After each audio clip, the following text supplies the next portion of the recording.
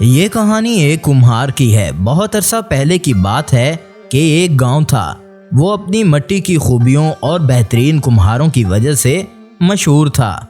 یہاں کے لوگ ہاتھ سے بنے ہوئے برتنوں کو ترجیح دیتے تھے اور ہر گھر میں مٹی کے برتنوں کا استعمال عام تھا۔ گاؤں کے سب کمہاروں میں سے سب سے زیادہ مشہور نصیب پختہ کا تھا، جو نہایت محنتی اور ہنرمند تھا۔ اس کے ہاتھوں میں کمال کی مہارت تھی اور وہ مٹی کو ایک نئی زندگی دینے کا فن جانتا تھا۔ نصیب پختہ ایک چھوٹی سی جھونپڑی میں رہتا تھا، جو اس کے آباء و اجداد کا ترکہ تھا۔ اس کے پاس مال و دولت تو زیادہ نہ تھی، مگر وہ اپنے کام سے مطمئن تھا۔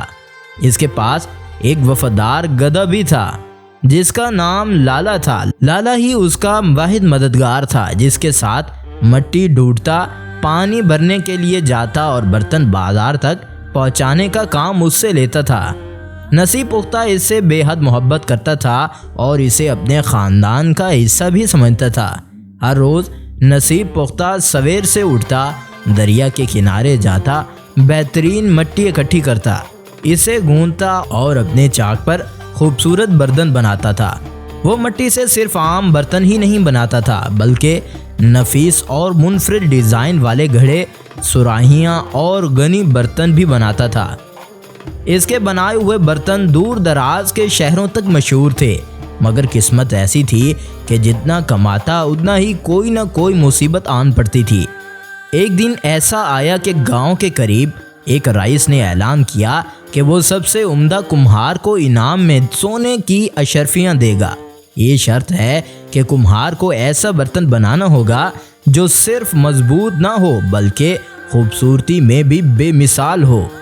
گاؤں کے سب کمہار اس موقع پر خوشی سے جھوم اٹھے اور سب نے اپنی محنت کا بہترین مظاہرہ کرنے کا ارادہ کر لیا۔ نصیب پختہ نے بھی اپنی مثال آپ دی۔ اس مقابلے میں حصہ لینے کا فیصلہ کر لیا۔ اس نے کئی دن تک محنت کی، بہترین مٹی چنی، اسے گوندا، چاک پر گھمایا اور بڑی مہارت سے ایک برتن بنا دیا جو دیکھنے میں جادوئی معلوم ہوتا تھا۔ وہ خوش تھا کہ اب اس کی قسمت بدلنے والی ہے۔ جب برتن تیار ہو گیا تو وہ اسے بازار لے جانے کے لیے روانہ ہو گیا۔ اس نے اپنے وفادار گدھے لالا پر برتن لاد کر رکھ دیا اور بڑی احتیاط سے چلنے لگا، مگر قسمت کو کچھ اور ہی منظور تھا۔ راستے میں ایک ناہموار جگہ پر گدھے کا پاؤں پھسل گیا اور وہ زمین پر گر سا گیا۔ برتن بھی نیچے گر پڑا اور چکنا چور ہو گیا۔ یہ منظر دیکھ کر نصیب پختہ کا دل ٹوٹ گیا۔ وہ مایوس ہو گیا اور اسے لگا کہ اس کی محنت تمام ضائع ہو گئی ہے، مگر اس نے ہمت نہیں ہاری۔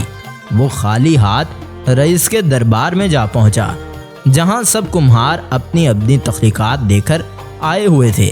جب رئیس نے دیکھا کہ نصیب پختہ کے پاس کچھ بھی نہیں تو وہ حیران رہ گیا اور اس سے پوچھا، تم خالی ہاتھ کیوں آئے ہو؟ کیا تمہیں مقابلے میں حصہ نہیں لینا تھا؟ نصیب پختہ نے دھیمے لہجے میں جواب دیا، برتن تو میرے ہاتھ میں ہی تھا مگر گر کر ٹوٹ گیا، مگر میرا ہنر اب بھی سلامت ہے۔ اگر اجازت دیں تو میں یہاں سب کے سامنے ویسا ہی برتن بنا سکتا ہوں۔ رئیس کو نصیب پختہ کی بات سن کر حیرت سی ہوئی۔ اس نے حکم دیا کہ اسے مٹی اور چاک فراہم کیا جائے۔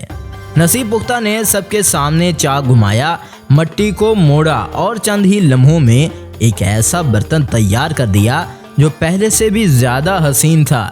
یہ دیکھ کر دربار میں موجود سب لوگ حیران سے ہو گئے۔ یہ سن کر سب لوگ حیران ہو گئے۔ وہ خوش تھے کہ یہ کیسے ممکن تھا۔ یہ دیکھ کر سب لوگ حیران سے ہکا بکا رہ گئے۔ رئیس نے خوش ہو کر اعلان کیا، یہ سونے کی اشرفیاں نصیب پختہ کا حق ہیں، کیونکہ ہنر کسی برتن میں نہیں بلکہ ہاتھوں میں ہوتا ہے۔ یہ سن کر سب کمہاروں نے اپنی نصیب پختہ کی تعریف کی۔ یوں نصیب پختہ کی قسمت بدلنے لگی، مگر اس نے اپنی محنت اور سادگی کو ترک نہ کیا۔ وہ اب بھی گدھے لالا کے ساتھ اپنی پرانی جھونپڑی میں رہتا تھا اور اپنی محنت سے عزت کماتا تھا۔ بازار میں جا کر نئے سے نئے برتن بیچتا تھا، ان سے منافع کما کر اپنا گزر بسر کرتا تھا۔ وہ جیسے ہی گھر آتا دوبارہ سے وہ قیمتی سے قیمتی برتن بنانے کی کوشش کرتا رہتا تھا۔ سورج غروب ہو رہا ہوتا تھا اور ایسا منظر دلکش ہوتا تھا کہ دیکھنے والا بس وہاں کھڑا ہی رہ جائے۔ وہ اس میں وہاں جا کر خوبصورتی سے برتن بناتا اور ان کو بازار لے جا کر بیچتا تھا۔